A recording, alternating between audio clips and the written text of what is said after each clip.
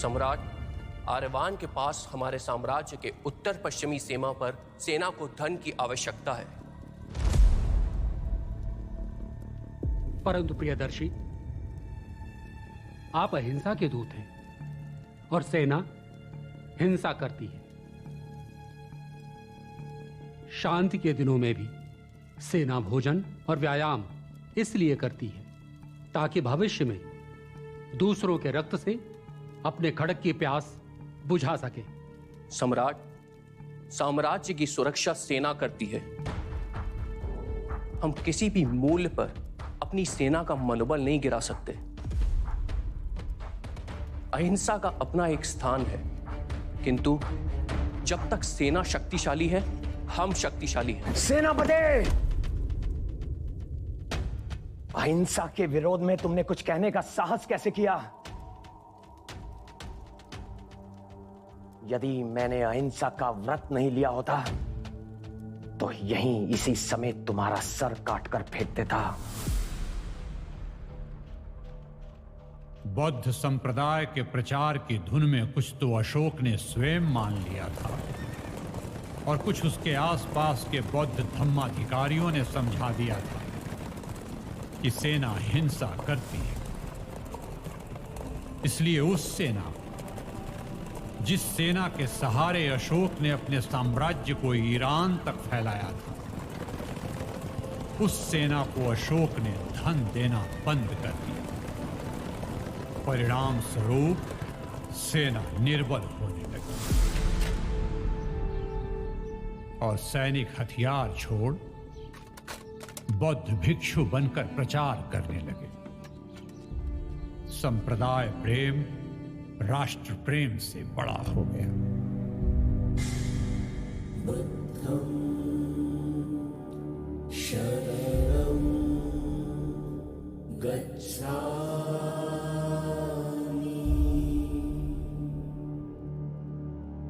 धम्मं शरणं गच्छामि।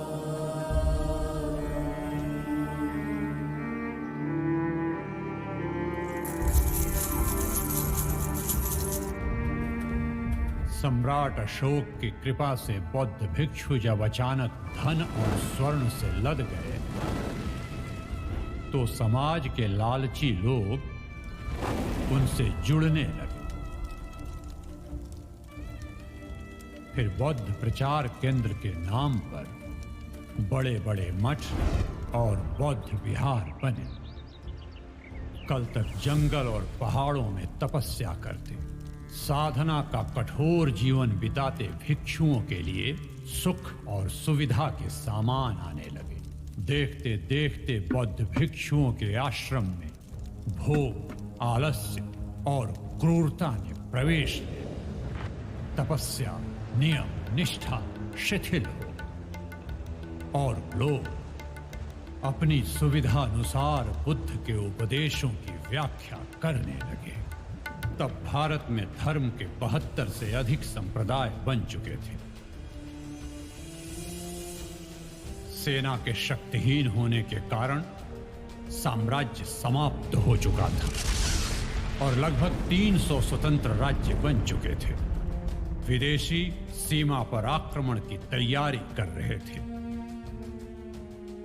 भगवान परशुराम की तपोभूमि केरल में ईसा के 52वें साल से ही सेंट थॉमस ने ईसाई धर्म का प्रचार शुरू कर दिया था और 7वीं शताब्दी की शुरुआत में 629 ईस्वी में कोडंगलूर के अराथाली मंदिर को भारत का पहला मस्जिद बना दिया गया, जिसका नाम वहां के राजा चेरामन के नाम पर रखा गया।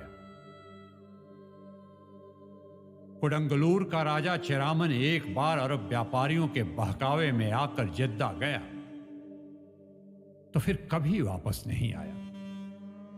उसके बारे में कह दिया गया कि उसने वहां इस्लाम ग्रहण कर लिया है और जेद्दा के सुल्तान की बहन से निकाह कर वहीं रह रहा है और वो भारत का पहला मुस्लिम घोषित हो गया। और 8वीं शताब्दी की शुरुआत में 712 ईस्वी में मोहम्मद बिन कासिम ने सिंध पर आक्रमण कर दिया।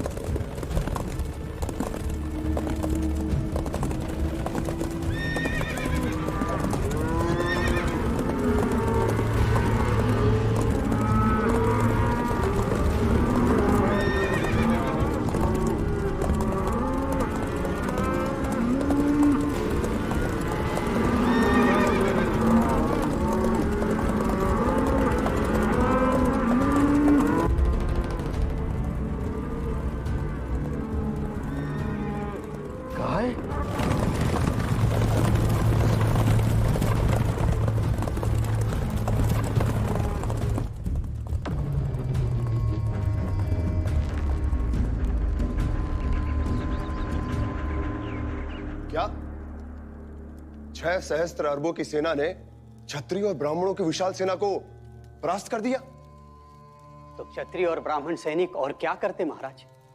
अरब सेना के आगे गायें थी। तलवार चलाते तो गाय मारी जाती, तीर चलाते तो गाय को लगती, भाला चलाते तो गाय पर आघात होता। सैनिक ब्राह्मण हो या क्षत्रिय, गोहत्या का पाप कैसे ले सकता था महाराज? इसलिए सैनिक हाथों में हथियार लिए चुपचाप भड़की गायों के आगे चोट सहते खड़े रहे और पीछे से आते अरब उनका शीश काटते चले गए। यह कैसा युद्ध है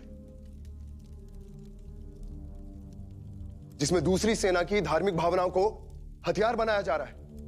यह तो अधर्म है। परंतु अधर्म ही किसी का धर्म बन गया हो तो महाराज,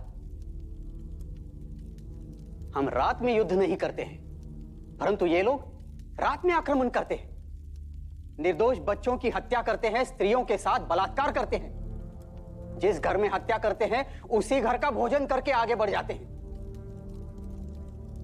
जिन जलाशयों से हम पानी पीते हैं ये उसी में विष घोल रहे हैं महाराज। हमारे मंदिरों पर आक्रमण कर ये हमारी आस्था को चोट पहुंचा रहे हैं। इसलिए प्रश्न अब धर्म और अधर्म का नहीं है महाराज, प्रश्न यह है कि इन्हें पराजित कैसे किया जाए।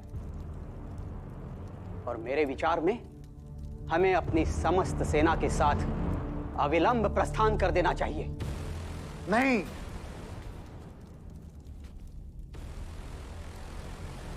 हम हिंसा नहीं कर सकते। बौद्ध धर्म अहिंसा का धर्म है। युद्ध अहिंसा से नहीं जीता जाता है भद्र। तुम उसकी चिंता मत करो गुप्तचर, इन अरबों को नगर तक आने तो दो। मैं नगर के प्रवेश द्वार पर अपनी तंत्र साधना से सिद्ध किए ऐसे यंत्र लगा दूंगा जिन पर दृष्टि पड़ते ही समस्त अरब सेना की दृष्टि चौंधिया जाएगी और वो भ्रमित होकर आपस में ही लड़ मरेंगे। और इस प्रकार हम हिंसा से भी बच जाएंगे और हमारी विजय भी हो जाएगी। और इस विजय को सुनिश्चित करने के लिए हमारे 51 भिक्षु युगनग्ध साधना करेंगे,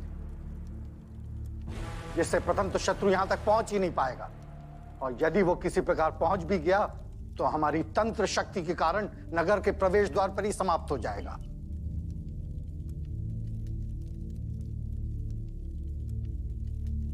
आपके क्या विचार है सेनापति जी? इनका क्या विचार होगा राजन, ये मेरे शिष्य हैं।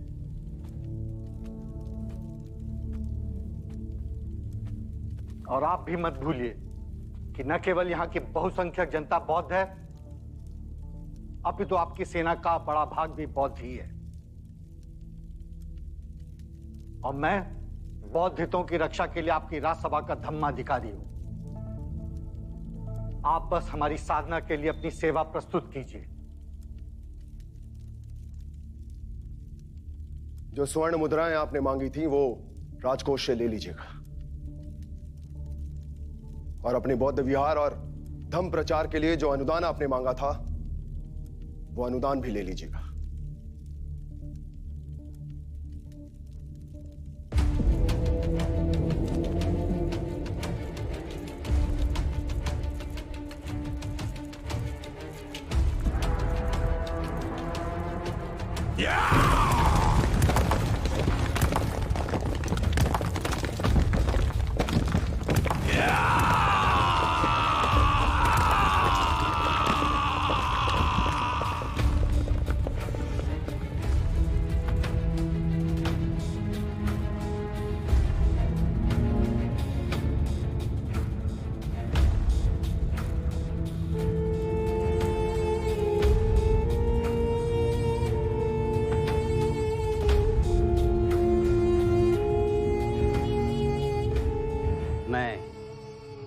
आपकी राजनीतिक विवशता को समझ सकता हूं राजन, परंतु अपने ही भवन के स्तंभों को गिराकर शत्रु का नाश तो नहीं किया जा सकता। तो क्या करूं मैं? उधर अरब है जो देवल को जीतने के बाद हमारी राजधानी की ओर बढ़ रहे हैं, और इधर हमारा सेनापति है जो बौद्ध धर्माधिकारी शांति संभव का शिष्य है, और शांति संभव चाहता है कि हम अहिंसा के नाम पर अपने शत्रु से युद्ध ना करें। बौद्धों की अहिंसा नीति हमारे राष्ट्र के लिए अभिशाप बन गई है। इनकी इसी नीति के कारण हमारा राष्ट्र टुकड़े टुकड़े होकर बिखर चुका है। हम दो प्रकार के बौद्धों में घिरे हुए हैं महाराज। एक वो है जो हमारे साथ सत्ता का सुख भोगते हैं और हर परिस्थिति में सोने के सिक्के कमाने का अवसर ढूंढते रहते हैं, और तांत्रिक साधना के नाम पर विलासिता का सुख। और दूसरे वो हैं जो हर हाल में सिंध से ब्राह्मण राजा को हटाना चाहते हैं। देवल को जीतने के बाद 3 दिन तक ये अरब हमारी सनातन धर्मी प्रजा को काटते रहे। इन्हें अपने राष्ट्र और धर्म से उतना प्रेम नहीं है महाराज जितने की हमसे घृणा। इसलिए इनके षड्यंत्र का केवल एक ही उत्तर हो सकता है, हम युद्ध क्षेत्र में इन अरबों का सर्वनाश कर दें।